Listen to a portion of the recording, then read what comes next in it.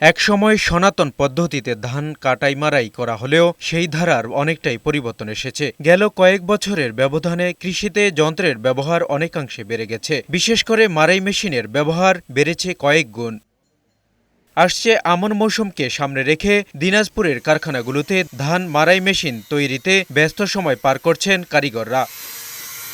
এতে কর্মসংস্থানের সুযোগ হয়েছে অনেকের। কারিগররা জানালেন, আশেপাশের বিভিন্ন জেলায় এখানকার তৈরি মেশিনের ব্যাপক চাহিদা রয়েছে। আমরা ধান মাড়াই মেশিনের কাজে খুব ব্যস্ত এবং অনেক মিস্ত্রিরাও কাজে খুব ব্যস্ত।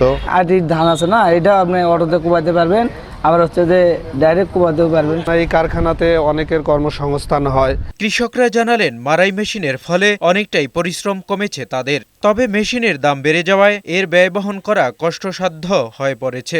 সময়ও কম লাগে, জনবলও আমাদের কম লাগে। বর্তমানে এর দাম 3 থেকে 4 লক্ষ টাকা বা তারও বেশি হয়ে গেছে, যা আমাদের ক্রয় সীমার বাইরে চলে গেছে। এদিকে যন্ত্রপাতির দাম বেড়ে যাওয়ায় মেশিনের দামও বেড়েছে বলে জানালেন কারখানার মালিকরা। সরকারি সহযোগিতা পেলে সুলভ মূল্যে কৃষকদের কাছে মারাই মেশিন পৌঁছে দেওয়া সম্ভব বলে জানিয়েছেন তারা।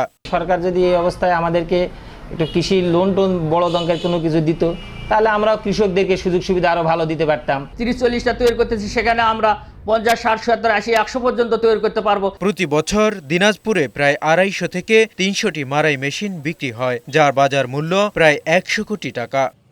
এমজে জুয়েল, বৈশাখী সংবাদ।